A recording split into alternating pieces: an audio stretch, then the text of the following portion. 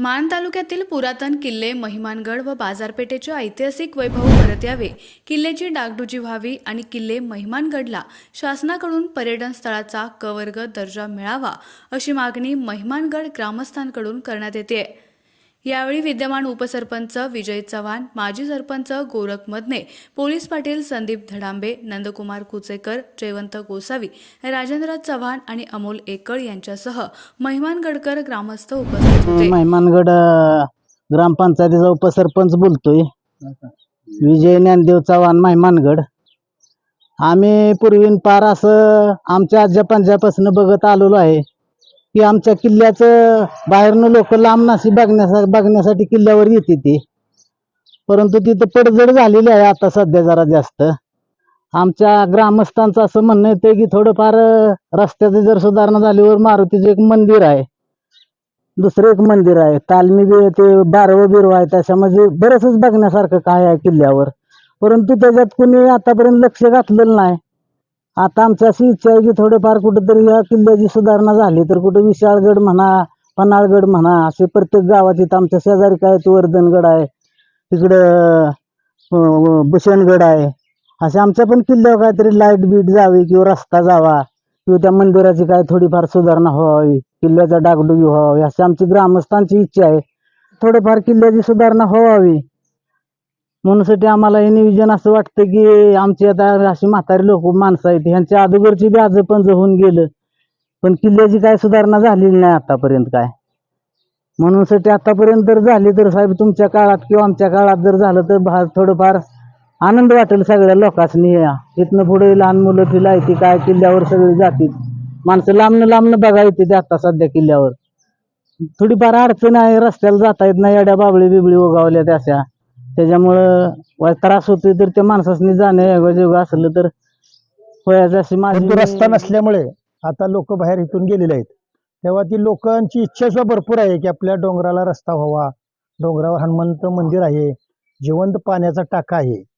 आज काय लोक पाण्यासाठी अजूनपर्यंत तिथं टाक्याला जाऊन पाणी तिथून घेऊन खाली येतात, तेव्हा मारुतीचं मंदिर आहे, आणखीन एखादं मंदिर आम्हाला वाटतंय की रस्ता झाल्यानंतर पर्यटन स्थळ व्हावं चांगलं, आणखीन एखादं मंदिर कुठलं बी आम्ही तिथं बांधू शकतो आणि शासनाकडून मदत मिळावी आणि शासनाने आम्हाला रस्ता करून द्यावा व पर्यटन स्थळ बाकी ठिकाणचं आहे तसंच जर आमच्या डोंगरावर जर झालं तर बाहेरून येणारे भरपूर लोक ह्या ठिकाणी येतील, रहदारीचा रस्ता वाढेल, बाहेर गेलेले आमची लोक राहण्यासाठी ते व्यापार करणार ते सुद्धा लोक इथे येऊन घरं बांधून परत हाय असं आमची पेठ नवीन पद्धतीने तयार होईल आणि लोकसंख्या वाढेल।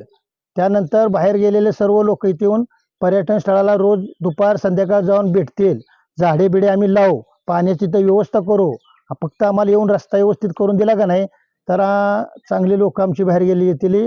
मोठ्या प्रकारे मोठं आमचा जवळजवळ एक खाली मसुदीपासून या बानेश्वर मंदिरपर्यंत बाजार, आज एवढ्या तालुक्यामध्ये मोठा बाजारपेठ होती आमची महिमानगडची आणि बाजार भरत होता की लांब या 12 वाड्यात जवळजवळ आमचं महिमानगड मोठं गाव आहे आणि एवढी लोक येऊन इथं बाजार भरायचा मोठा, सकाळी दुपारी 12 नंतर रात्री 5 वाजेवर मोठा बाजार भरतो आमच्या महिमानगडचा, पण तू काही गैरसोय असल्यामुळे हे लोक बाहेर गेले आहेत, तर आम्हाला सहकार्य करून एवढा रस्ता डोंगराचा करून मिळावा आणि पर्यटन स्थळ नाव मिळावं, आमचे गेलेले सर्व लोक आम्ही परत आणू व आणखीन हाय असं महिमानगड पूर्वजांचं होतं ते आम्हाला चालवण्यासाठी आम्ही पूर्वजांचं महिमानगड हाय असं वसाहत करू। पोलीस पाटील संदीप धडांबे, महिमानगड।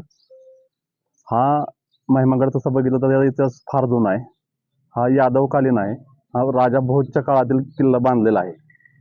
ज्यावेळेस शिवाजी महाराज एक 30 ते 35च्या वयात असताना ते नॉर्मल आजारी होते, त्यावेळेस ते अजिंक्यतारा हवा पालटाला आलेले होते, त्यावेळेस ते महिमानगडला भेट देणार होते पण काही त्यांची प्रकृती खालावली त्यामुळे ते तिथूनच रिटर्न गेलेत। तर ह्या जो इतिहासकालीनचे हे सगळे पुरावे आहेत महिमानगडकडं, तरी आता शासनाच्या मार्फत आपली जी डागडुजी आहे, किल्ल्याला रस्ता नाही, लाईट नाही, की बऱ्याचशा अशा गोष्टी आहेत की इथली लोकसंख्या हळूहळू कमी होती, ती शासनानं ह्याला निधी उपलब्ध करून देऊन महिमानगड हे तीर्थक्षेत्र जसं आहे तसं क वर्गाचं ह्याची मागणी आमची आहे सगळ्या ग्रामस्थाच्या वतीनं, आणि त्याच्या मार्फत ह्याच्यातून सर्वांगीण विकास झाला तर लोकांचं राहणीमान उंचावल। इथं जे असणारं सगळ्या डोंगर भागात राहणारे मेंढपाळ वगैरे आहेत, सर्व समाज एकत्रित येऊन ह्याचं चांगला एक मोठं वसाहत निर्माण होऊ शकते आणि इथून रोजंदारीवर सगळ्यांनाच व्यवसाय मिळू शकतो. नमस्ते, मी जयवंत विनायक गोसावी.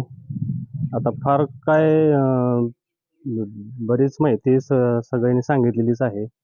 माझं घर गडाच्या पायथ्यालाच आहे. इथं माझ्या डोळ्यात देखत बरेच लोक दररोज येतात. शनिवार रविवार तर जास्तच येतात. पुणे मुंबई इकडून भरपूर पर्यटक येतात. माझं नाव अमोल महादेव एकळ, राहणार महिमानगड, तालुका मान, जिल्हा सातारा.